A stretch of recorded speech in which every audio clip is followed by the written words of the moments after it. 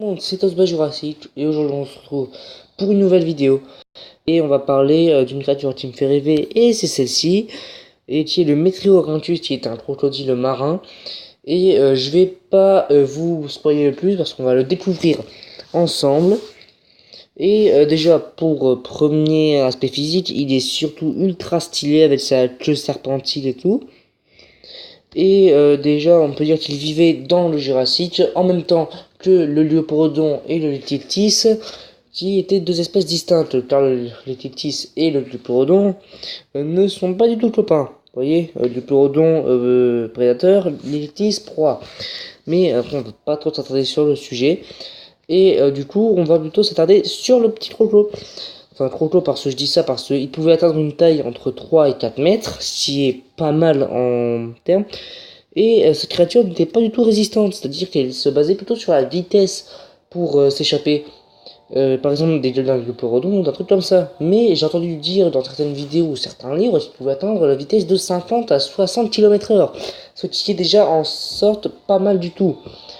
Et il était plutôt piscivore ou charognard. Il venait surtout se nourrir sur les carcasses de l'Elitis qui étaient parfois en pleine migration lors des temps froids dans le Jurassique. Et on l'a découvert en, je sais plus trop, mais je crois que c'était en Afrique. Oui, je crois que c'était en Afrique. Bon, vous voyez. Et du coup, en termes de signification, je sais pas trop. Metriorhynchus, qui veut dire, enfin, Rhynchus, je sais plus, mais normalement c'est Sutus, je sais pas. Sutus, qui veut dire crocodile, et Rhynchus. Metriorhynchus, qui veut dire, je sais pas, crocodile maritime, crocodile marin, j'en sais rien, parce que le latin, c'est pas du tout mon truc.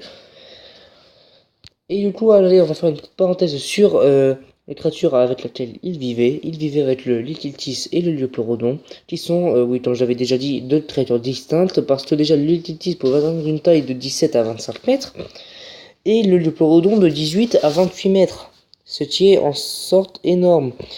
Et déjà son mode de chasse à ce petit croco, c'était parfois de suivre les deux Léoplerodons parce qu'ils chassaient en groupe de deux.